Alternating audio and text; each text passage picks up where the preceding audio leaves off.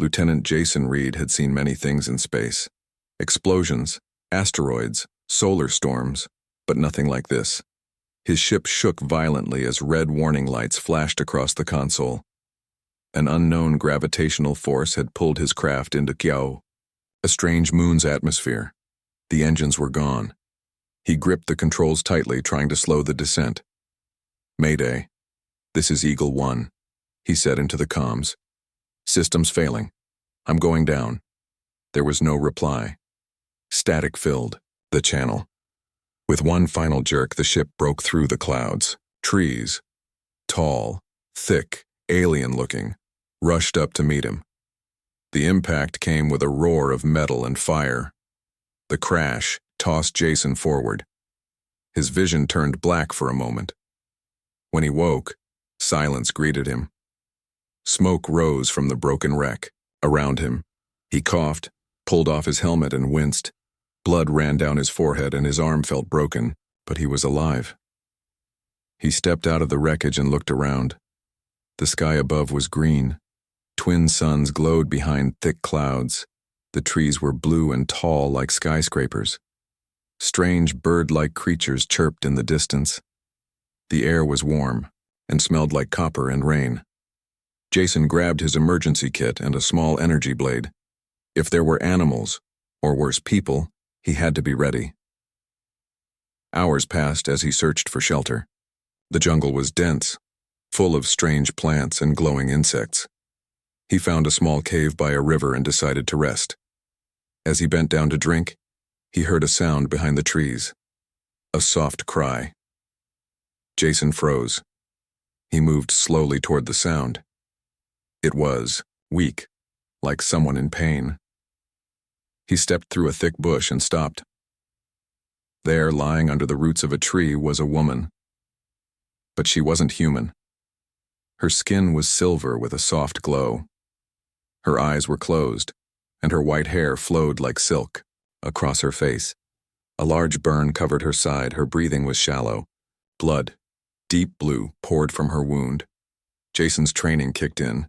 He dropped to his knees and opened his med kit. "I don't know who you are," he said softly, "but you're not dying today." He cleaned the wound, injected a coagulant, and wrapped her side with a bandage. Her body trembled, but she didn't wake. Jason stayed with her through the night. He built a small fire, carefully keeping the flames low. He didn't know what else was on this moon, but he wouldn't leave her alone. By morning, the woman stirred. Her eyes opened slowly, silver, bright, and confused. She looked at Jason, then at her bandaged side. He raised his hands. "Easy. You were hurt. I helped you." She didn't speak. Instead, her eyes studied him. There was no fear in them, only curiosity. Slowly, she sat up with effort and nodded once, as if in thanks. Jason smiled. "You're welcome." She placed her hand on her chest and said a single word. "Karel." Jason pointed to himself. "Jason?" She repeated it slowly. "Yeah, son." They sat there in silence, two strangers in a world neither controlled. Though they couldn't speak the same language, something passed between them. Respect, maybe even trust. Over the next few days, Jason helped Karel recover. He shared his rations, boiled water from the river, and made a shelter from branches and cloth. She in turn gathered edible plants he didn't recognize and helped him set traps for small animals. One night, as the twin moons rose above the jungle, Karel touched Jason's forehead. Her hand glowed faintly, and for a moment, he saw flashes, images of her past, a city in the clouds, ships made of crystal, people who moved without speaking. Then pain, fire, a crash. She pulled her hand back, breathing hard. Jason understood. She had crashed too. She was alone, just like him. "You're not the only one lost," he said gently. Karel looked up at the stars. Jason followed her gaze. "Maybe someone's looking for you." He didn't say what he was thinking, that no one was coming for him. Still in that quiet jungle, something had changed. Jason Reed, a man trained for war, had risked his life for an alien woman he didn't know. And somehow that choice made him feel more human than ever before. She had survived because of him. He didn't know it yet, but his act of kindness would change the future, for both of them and for the galaxy. Jason Reed woke early. The jungle was quiet, except for the soft hum of insects and the wind through the tall blue trees. The air was cool, and small patches of fog floated over the ground. Beside the small fire, Carell sat with her legs crossed, her silver eyes closed. She was meditating, or maybe doing something else. Jason wasn't sure. Her hands glowed faintly, just like before when she had touched his head and showed him images. He didn't understand how her powers worked, but he knew they weren't dangerous. Not to him. He watched her silently for a moment. She looked calm, even peaceful, like she was part of the jungle itself. When she opened her eyes, she looked at Jason and gave a small smile. It wasn't big, but it was warm and real. Jason smiled back. "Morning, Carell." She nodded and replied slowly, "Yeah, son." Her voice was soft and strange, but she was trying. Over the past few days, they had found ways to understand each other. Jason used hand signs, drawings in the dirt, and simple words. Carell picked them up quickly. She had even shown him a few of her own, graceful hand movements and glowing symbols made with light from her fingers. Their bond was growing. One day, Jason cut his hand while sharpening a piece of wood. Blood ran down his fingers. Carell rushed to him and held his hand gently. She looked worried. Then she placed her palm over the wound. Her hand glowed again. Jason felt a strange warmth, like sunlight on skin. The bleeding stopped and the cut closed slowly. Jason looked at his hand in shock. "That's amazing." Carell tilted her head, not understanding all the words, but she smiled again. They began building a better shelter together. Carell showed him how to use the moon's large leaves to keep out the rain. Jason made tools from wreckage pieces. They didn't speak the same language, but their teamwork was perfect. When Jason grew tired, Carell would finish his task. When Carell looked confused, Jason helped without needing to ask. Every night they sat by the fire. Carell would draw stars in the dirt, then point to the sky. She was looking for her home. Jason wished he could help her. He knew how it felt to be far from home. "Earth," he said one evening, drawing a small circle in the dirt. "That's where I'm from." Carell looked at the drawing, then looked at him. She touched her own chest and said, "Elerar." "Elerar," Jason repeated. "Your planet?" She nodded. Then she pointed to the stars again. Jason sighed. "I hope someone's coming for you." He didn't say the rest. He didn't think anyone was coming for him. The next morning, Carell led Jason to a tall hill. From the top, they could see a wide valley. There were lakes, cliffs, and bright glowing flowers that opened in the morning light. But that wasn't what surprised Jason. Smoke. Far away, in the middle of the jungle, a dark line of smoke rose into the sky. Jason stared at it. "That's not from nature," he said. "That's a fire, a big one." Carell looked worried. She placed her fingers on her head and closed her eyes. Her face tightened. She was feeling something. Something bad. Jason placed a hand on her shoulder. "What is it?" Carell opened her eyes slowly. She said one word. "Hunters." Jason didn't understand, but the fear in her voice told him everything. They returned to the shelter and packed quickly. Carell moved fast, her eyes always scanning the jungle. Jason armed himself with a sharp metal spear and the energy blade from his ship. That night, they didn't light a fire. They hid deep in the bushes near a rocky cave. Jason stayed awake, watching. Carell sat beside him, silent and still. The bond between them had changed. It was not just about survival now. It was about protection, about trust. Jason knew the world had turned dangerous.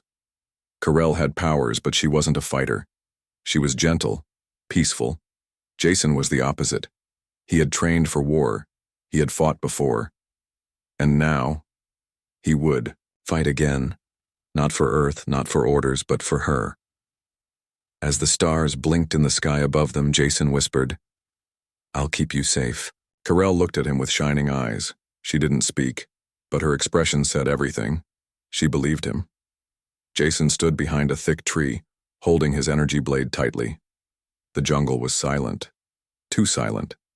He had felt it before, during missions on dangerous planets. This silence wasn't peaceful, it was the silence of something watching, waiting. Beside him, Carell crouched low. Her silver eyes moved slowly, scanning the trees. Her hand rested lightly on the ground, feeling the energy of the jungle. She didn't speak, but Jason could feel her fear. She had called them hunters. Now, they were close. Suddenly, a loud snap broke the silence. A large creature, 7 feet tall with green, scaled skin and long arms, stepped into the clearing. It wore dark armor and carried a weapon that hummed with power. Its eyes glowed red. A Grellic. Jason pulled Carell behind him. "Don't move." 3 more Grellic soldiers came out of the trees. They began to scan the area, looking for something.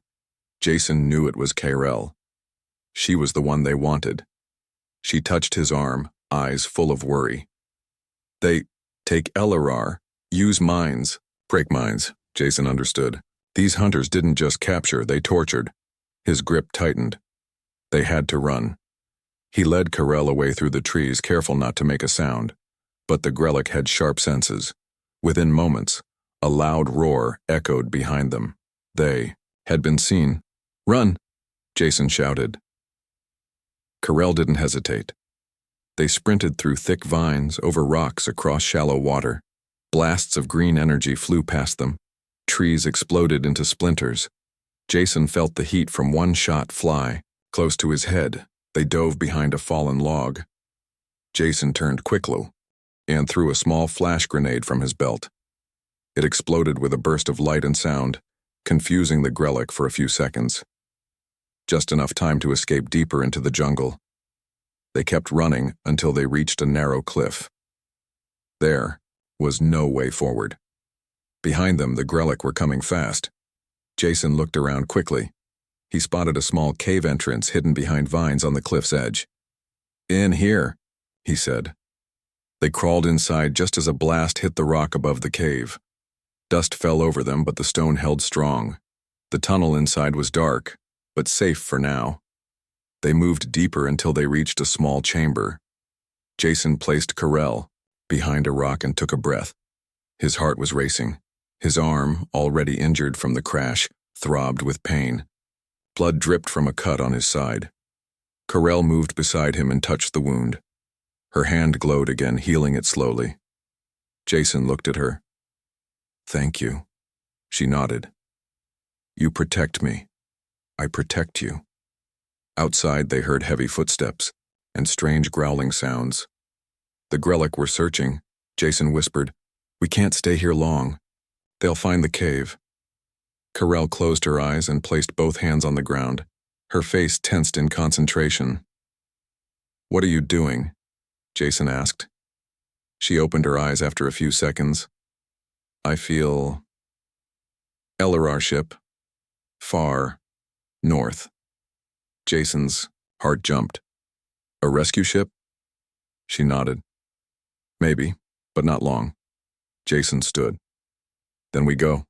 We don't stop. We get to that ship." The next morning before sunrise, they left the cave. Jason set up traps using wires and sharp pieces of wreckage.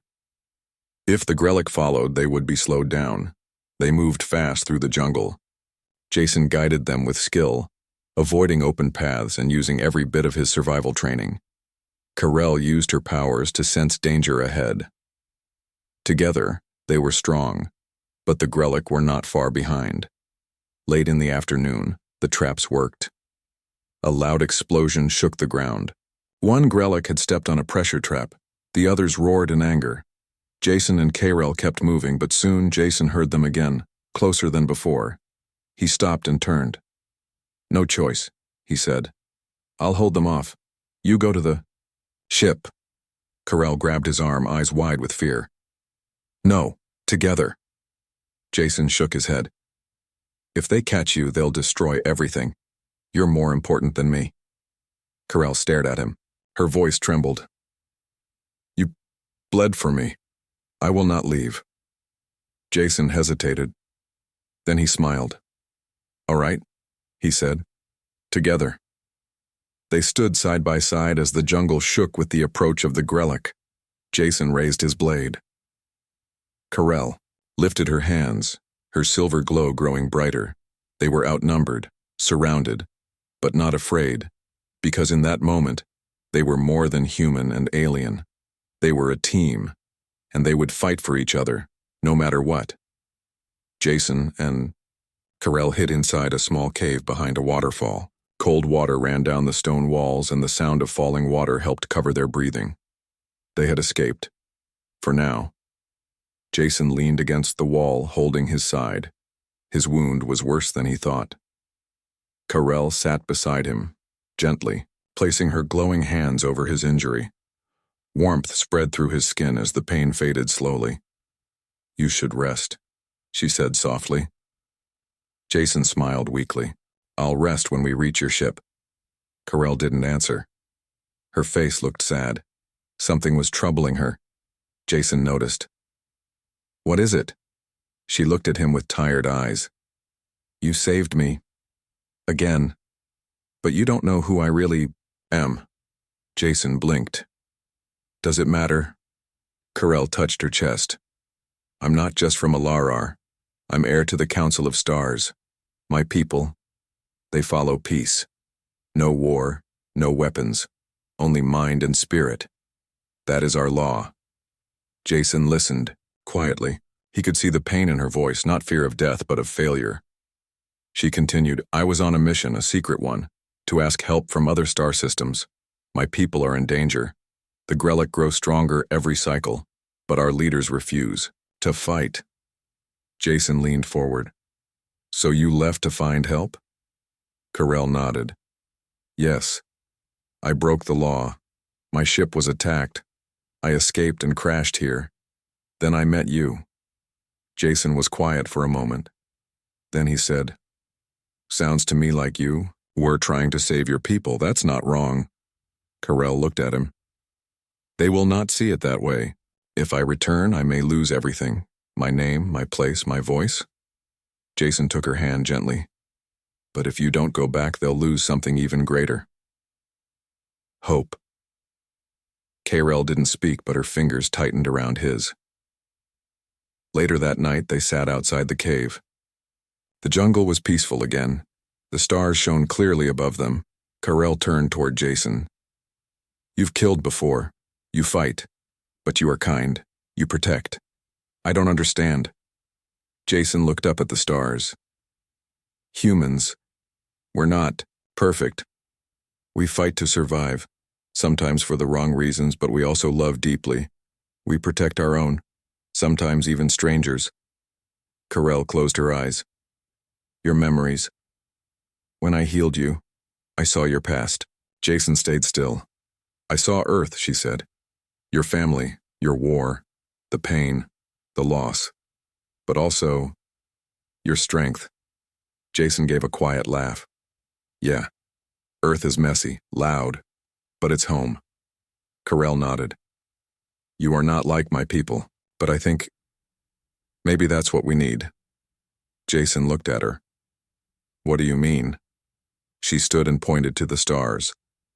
My people have knowledge, technology, power of the mind, but we lost our will to fight long ago. You bring fire, action, balance. Jason stood beside her. And what do I get in return? Carell looked at him with a soft smile. A reason. Suddenly a soft light appeared in the sky. It moved quickly, too fast to be a star. Carell gasped. That's it. That's the rescue ship. Jason's eyes lit up. They found you. Carell held her hand out. A signal stone on her wrist glowed as she sent a message into the sky. A reply came quickly. 3 short pulses of light. "They are coming to this place," she said. "But we must be ready. The Grellic will try to stop it." Jason looked around. "Then we hold this area." He began setting up more traps with vines, sharp branches, and broken ship pieces. Kayrell helped, using her powers to confuse energy, signals so the Grellic couldn't track them easily. As they worked, Jason paused. "Kayrell, when your people come, will they trust me?" Kayrell looked at him with gentle eyes. "They will trust me. And I trust you." He nodded. When the first Grellic scout arrived, it stepped into a hidden trap and was thrown backward by an explosion. The jungle lit up with green fire. Jason and Kayrell stood ready. This was more than a battle for escape now. It was the moment Kayrell would return to her people, with a message, with a new vision. And it was the moment Jason would prove that. Humanity, though small in the stars, carried something powerful: heart, courage, and the will to protect what matters. The morning sky turned golden as the rescue ship came closer. It moved silently, gliding like a bird through the clouds. Its shape was smooth, silver, and shining like a second sun. Jason and Kayrell stood on a rocky cliff, watching it descend. "They're almost here," Kayrell whispered. Jason checked the area one last time. He had placed sharp stones and hidden wires all around the cliff. He had no big weapons left, only his energy blade and his courage. That had to be enough. Kayrell placed her fingers to her forehead and sent a signal. The ship blinked twice in reply. But just then, Jason heard a sound behind them, a branch snapping. He turned quickly. "They're here." From the jungle below, the Grellic hunters appeared, more of them this time. 6 in total. They were fast and angry, weapons glowing in their hands. They had followed the signal. "They want you," Jason said. "They don't care about peace." Kayrell looked at the incoming hunters, her face calm. "They fear what I bring, a new path." Jason took his place in front of her. "Then they'll have to go through me." As the Grellic charged up the hill, Jason activated the first trap. A blast of fire shot up, burning 2 of them back. Another stepped on a sharp trap, letting out a loud growl of pain, but the rest kept coming. Jason met them head-on. He moved fast, dodging plasma shots and striking with his blade. He fought with everything he had: his body, his mind, his will. Even wounded, he didn't step back. Kayrell stood behind him, using her glowing hands to block energy blasts and create light shields. Her face showed focus, not fear. A large Grellic knocked Jason down and aimed its weapon at Kayrell. "No!" Jason shouted, throwing himself in front of her. The blast hit his side. He fell. Kayrell screamed. Her body began to glow brighter, her whole form covered in silver light. She stepped forward and raised both hands. The Grellic froze in place. Their weapons dropped. Her voice rang out, strong and clear. "You will not take him. You will not stop peace." A pulse of light spread from her, knocking the Grellic off their feet. They rolled back down the hill, unconscious. The jungle went quiet. Kayrell rushed to Jason, who was lying on the ground, breathing hard. His shirt was burned and blood stained his side again. "You stayed," she whispered.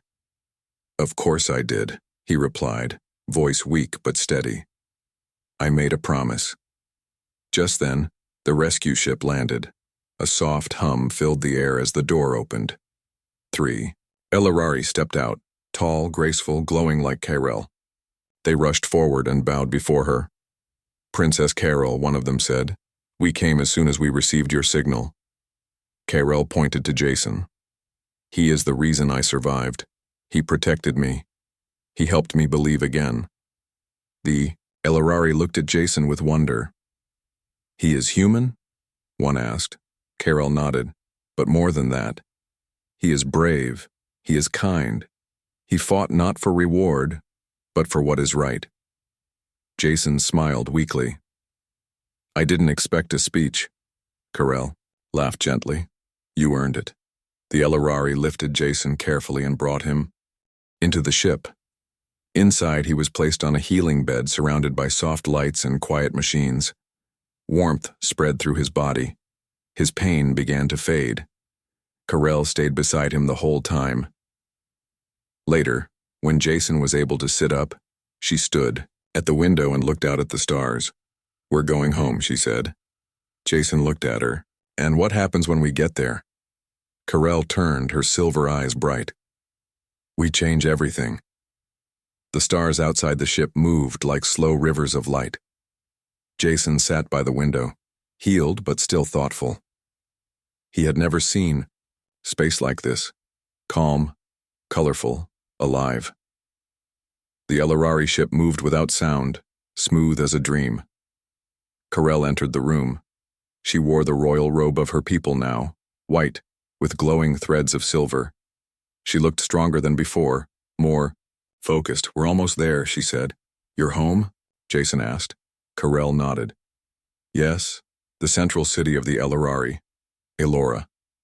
Jason stood. "And your people? Will they accept me?" Carell looked at him kindly. "Some will, some won't. Many believe humans are violent and wild." Jason gave a small smile. "They're not wrong, but we're also something else." "Yes," she said. "You showed me that." The ship landed inside a great dome made of crystal and energy.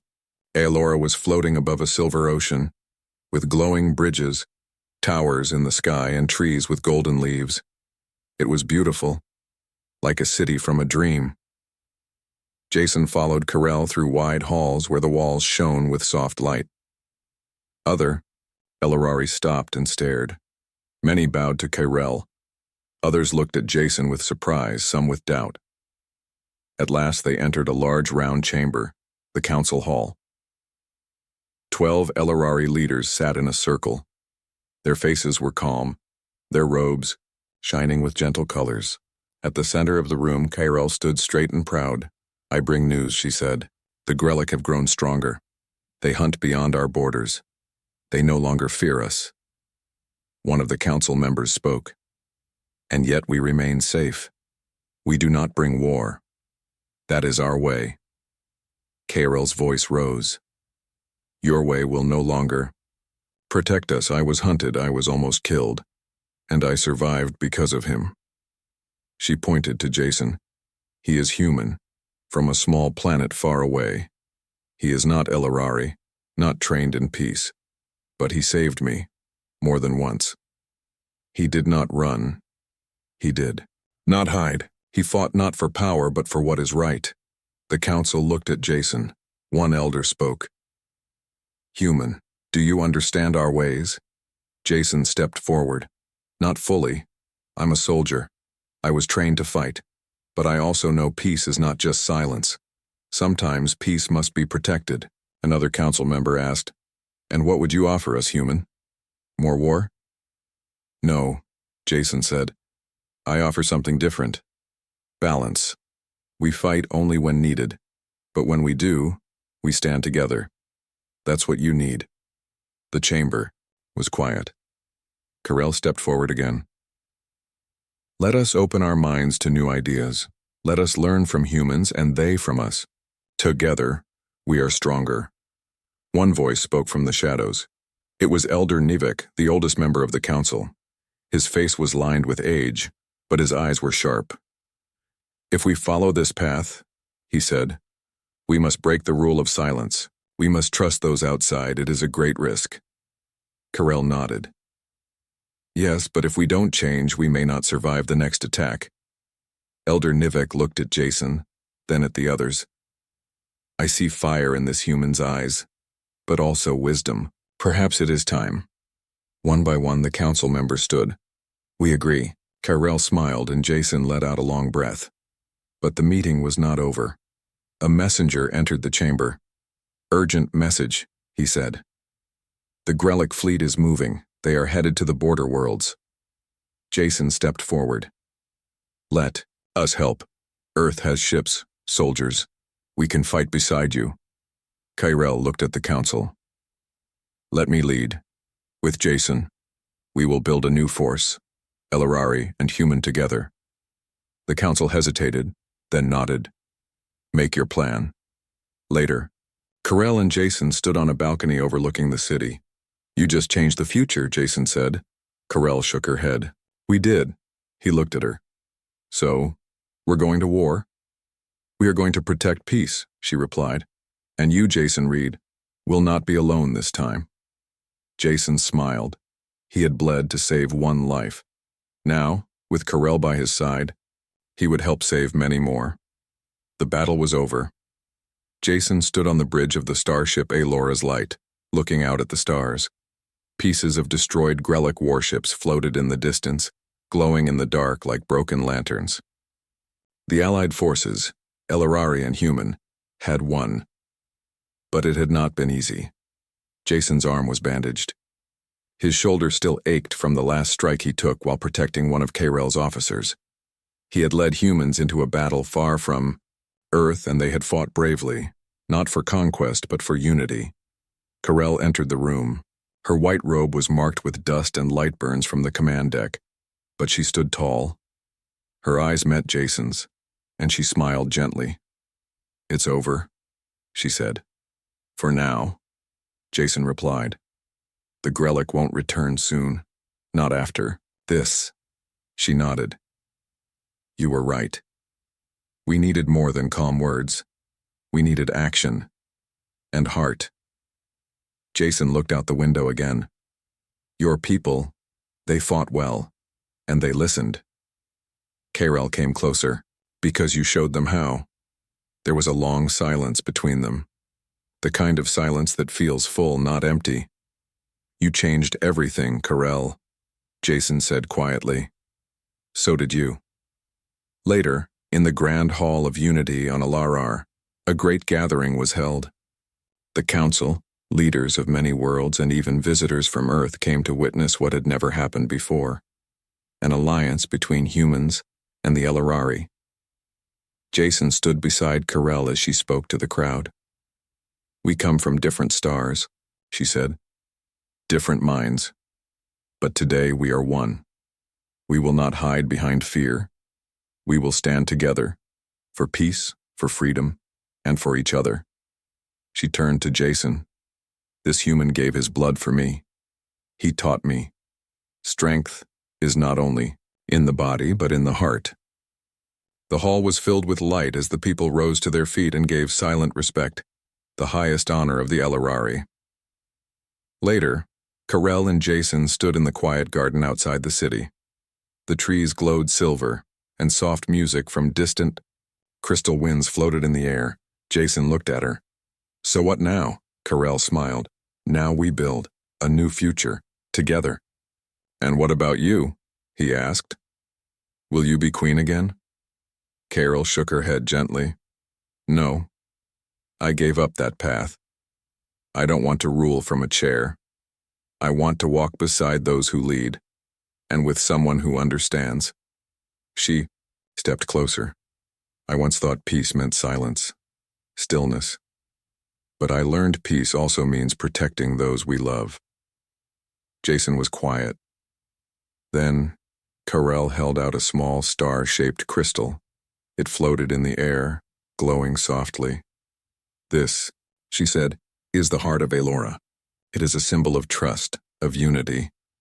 I give it to you, Jason, not because of duty, but because I choose to.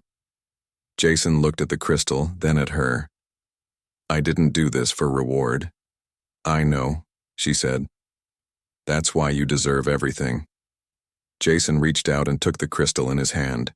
It was warm and alive, like holding a piece of the stars. You saved me once, Carell said. Now I give you the universe. Jason smiled. As long as you're in it, that's all I need. She laughed softly, a sound like light bells, in the wind. Side by side, they looked up at the night sky. Many stars shone above them, each one a new world, a new hope, a new beginning. Jason had come to this galaxy as a lost soldier, alone, wounded, and forgotten. But now he stood as a hero, a bridge between two worlds, and Carell, the alien woman he saved, had given him more than healing. She had given him purpose and something even greater, home.